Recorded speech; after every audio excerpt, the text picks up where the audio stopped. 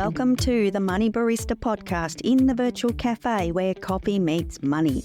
This is your host, Kerry Zarb, the Money Barista, and together with Kim White, we bring you weekly episodes to talk about the beans in your business. How would you like to be in control of your business finances? Step inside the virtual cafe with us for these convos where we share our experience with you. So what are we waiting for?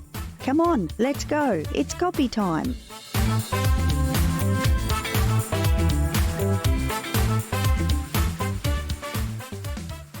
Welcome back to the virtual cafe, Kim. Thank you, Kerry. I'm so glad to be with you again. So, Kim, I'm going to go straight out of the gate here and say that my beanometer today is running too low. See this? If you're watching us on video, this is my feral-looking empty cup. What's going on with the beanometer? We're at a beanometer of 2 today. And just to clarify, we've spoken about the beanometer before. I have officially decided, this is an executive decision, Kim. Beanometer now stands for how many cups of coffee have been consumed. Forget about Delilah. Forget about the bean rating on Delilah. It is literally about how many cups have been consumed. And I am at a beanometer of 2. So, Kim, I'm going to need your help today. I'm going to say, Kerry, and I know that beanometer is headed to 3 soon. 3 is coming soon to a beanometer near you, yes. I love it. Well, Kerry, my beanometer only hit 1.5. I've been so busy, I never even finished the other half of my 2. Wait, all day? 1.5? All day, Kerry, all day. Oh my God, I'd be on the floor. I'd literally be on the floor. I could not, I can't. It's just not, no, Kim, it's wrong. I was going to say, welcome to the virtual cafe where we cannot live without coffee and talking money. Exactly. So, Kim, I believe we have another little situation for one of our listeners, potentially, that we need to step into. What is today's question? So, Kerry, I received this question for you, and I giggle because I think sometimes people send questions to me because they don't know how to ask it, and they know I'm very kindergarten. So let's just say that, Kerry. But the question is, how can I, and I have to read it so I don't get it wrong, how can I break down my business finances into small pieces when I'm starting out? I think this is a great question, Kerry. I don't know if I've got enough on the beanometer for this one, Kim. I was joking before saying you might have to help me out here. And I love that you're translating these questions because questions are hard. Like, it's even hard to bring those words together. Sometimes we don't know how to phrase these things and, do I ask it this way? If I go onto a web browser, like asking a certain question might bring a different result. So thank you, Kim, for being the question translator, especially in this episode because I need it. Wait, they have a new title, y'all. I'm proud. Ooh, the official executive translator of the questions in the TMB virtual cafe. Ooh, that sounds like official. Does it come with a tiara, Kerry? I just thinking you need a crown for that one. Yes. I like the word tiara better though. Anyway.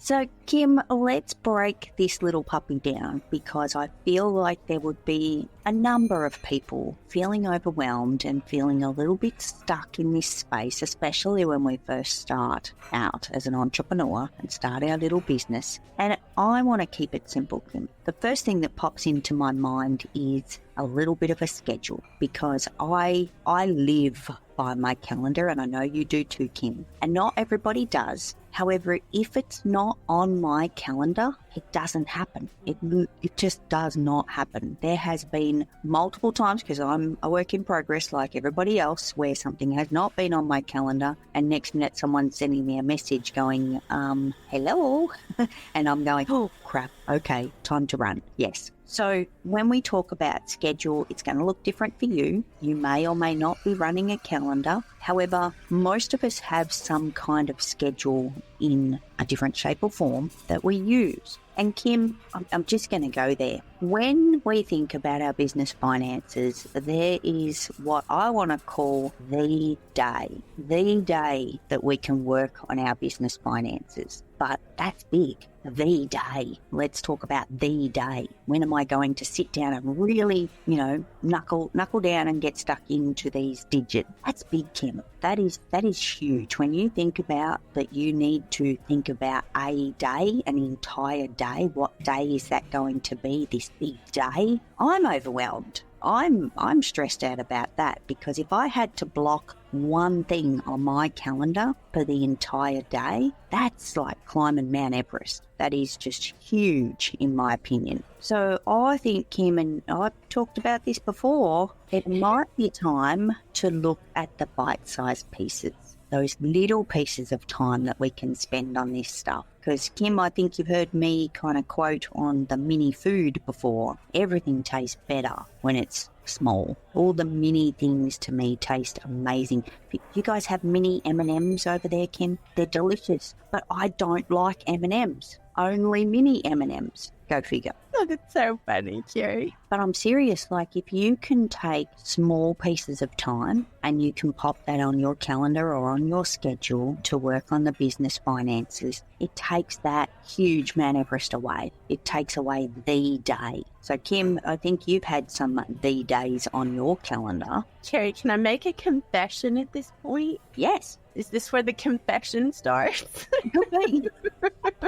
We've started so many things, and we know, you and I have run together long enough, we know some of these stories, but I will say this. I can remember a time where I used waiting for that big day as an excuse, because I was so overwhelmed with knowing what to do that I would say, when I have this whole big day, I will do this. And it would come, and I am going to say this out loud, it would come in the form of tax day, because there's a deadline attached to that like we can't avoid, versus having that big day where it's not so stressful. Because when you're under that kind of stress of trying to get that stuff done, that's a whole different level of stressful. And so I just want to put that out there, Carrie, that I would a whole lot rather have the bite-sized pieces and get the things done than to be under, I think you call it under the pump. Like when now we are down to, it's 3 days away or it's 1 day away, because suddenly, Carrie, we find time to do that. Whereas we could never find that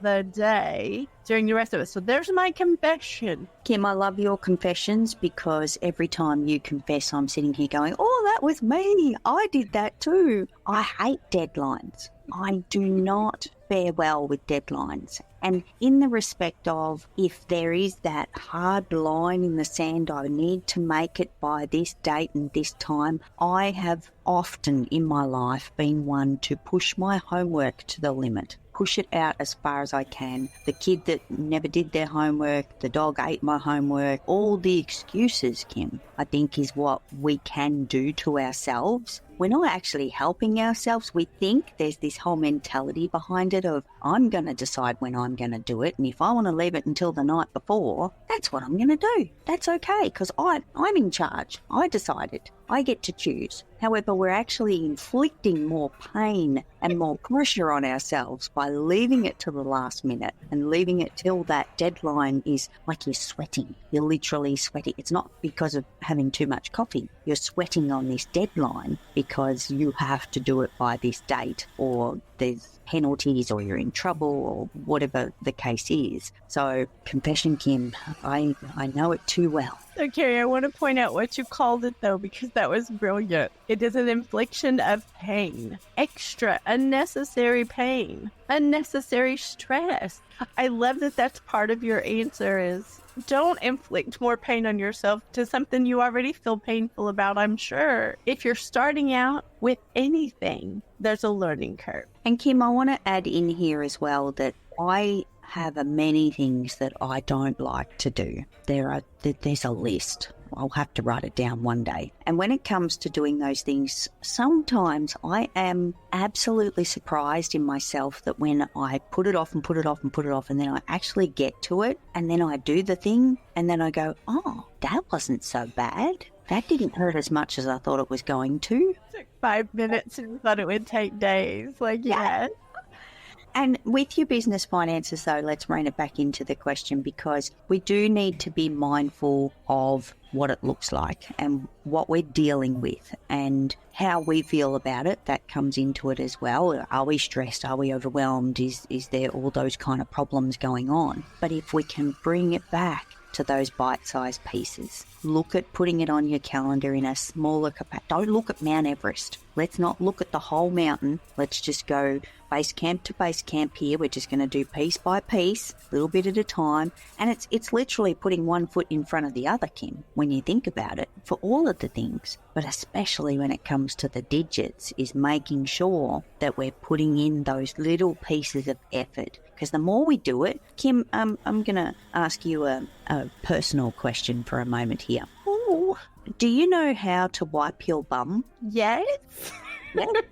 Me too. Why do we know how to do that, Kim? It's because it's something that we've been doing for a very long time and it's repetitive. So I know that's sorry to be so personal there for a moment, Kim, and I know that's a little left field, but think about that for a moment. How do we know how to ride a bike? How do we know how to drive a car? How do we know how to make our cup of coffee? All the little things that we do, we don't even think about breathing. We just breathe. Like it's all second nature and nature's way and all that kind of stuff, because we do it on a regular basis. So think about if you can flip those flipping digits into those bite-sized pieces to make it a regular pattern to be doing more frequently, can take away some of that overwhelm with those regular touch points. As usual, Carrie, you bring great visuals. I'm not sure I want to visualize the one. No visual on wiping the button. Sorry, peoples.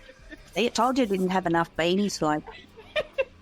But I do think, Carrie, that is a great example of something we have practiced, like all those list of things you shared. We've practiced those things. And when you're first starting out, which is what the question was, they're just starting out, you already know they're not practiced. It's just a matter of continuing, I think. Like, that is what I'm hearing you say, Carrie. Absolutely, Kim. And we all start at the beginning with all of the things. So I want you guys to know that I've been there, Kim's been there, we've all been there. And it is that continuing, not leaving the homework to the last minute. Don't have that sweating deadline upon you if you can avoid it, because we've got the opportunity to be almost ahead of the game here, Kim. With these, again, bite-sized pieces, the momentum we can build in this space for ourselves will help us stay in touch, stay in control, and avoid the pain. I want you to avoid the pain. So, Carrie, I want to just add really quickly that because you were trying to avoid pain from recurring payment, you actually went in and made yourself a tool and then started sharing that tool with all of us, which has saved all of us a whole lot of money. And you have generously shared that. That is free on your website, free on we'll put it in the show notes. It's free. That's a great place to get started, because that's I will say that place is a infliction of pain more than anything else for me. That is a hard one to remember what those payments are and to be surprised, which I don't like to be surprised. But if you're watching the video, Carrie's got the number behind her of what the number is right now, which is, Carrie, do you want me to read it out loud? I'm actually wondering now, Kim, if it's backwards or is it forwards? Is it readable? It's readable. So I think we're at 125,950. And 64 cents. Don't forget that, Carrie. And the 64 cents. Yes.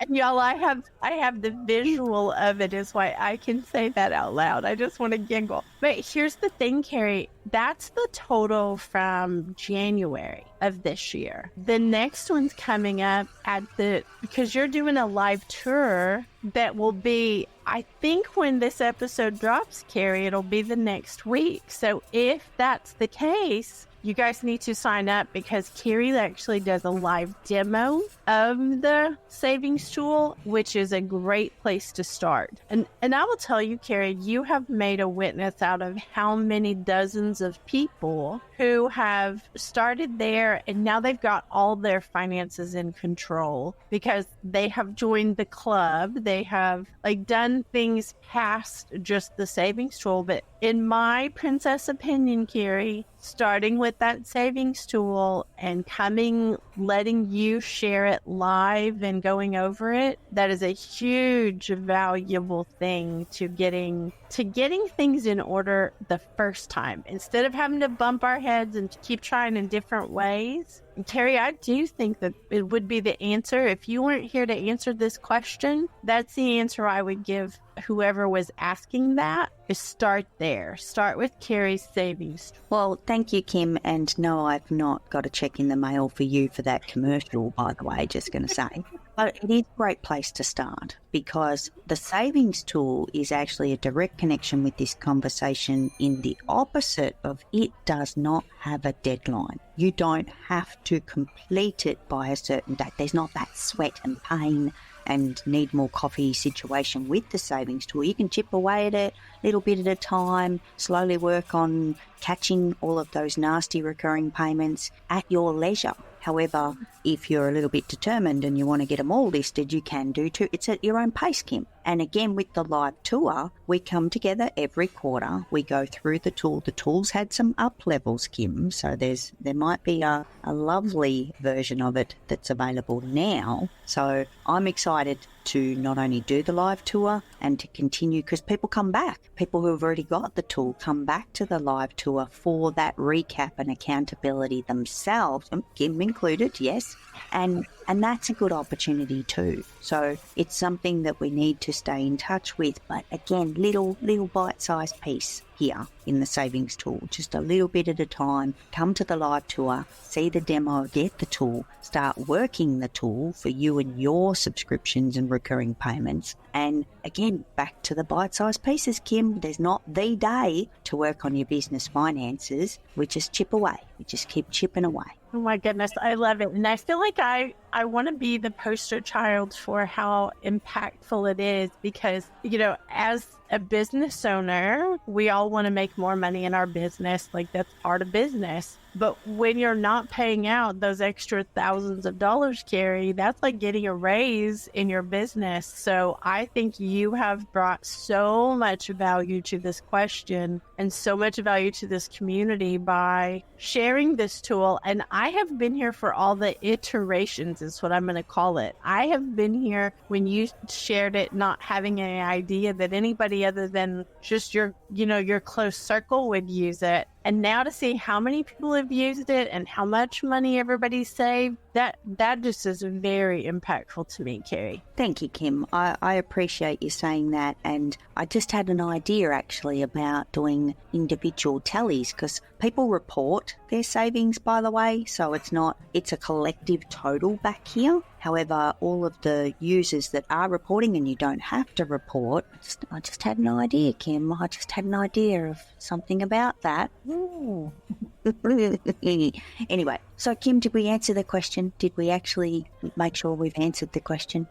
I think you started answering the question, Carrie, as far as I think that there's so much to unpack with that's just a great place to start. Yeah. So, and your bite-sized pieces, you're putting it on the calendar, being okay with not having a whole day, being okay with having what time you do have in between other things in life, but making sure you're doing it so it doesn't come to that day that you don't have a choice. I'm just repeating back to you all the things I heard you say, Carrie. Thank you, Kim. Thank you for the recap. The recap is important in this podcast, and there'll be more. There'll be more to unpack on this topic, and in particular this question and all the other questions that we get, Kim. So we're not going anywhere. The Virtual Cafe is open on a weekly basis for these episodes, and we'll continue to have them, Kim, as long as people keep asking. I'm grateful you're here, Carrie. Well, if everybody runs out of questions, I won't. I will be here, Carrie.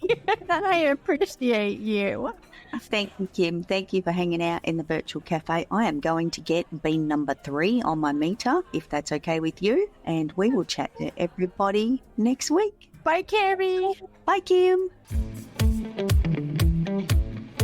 Thank you for joining us in the Virtual Cafe studio for this convo about business finances. This production is brought to you by the Money Barista, Kerry Zarb. You can follow the show to be notified of future episodes, and if you're enjoying this podcast, we encourage you to leave a rating or personal review. Until next time, happy biz beans to you.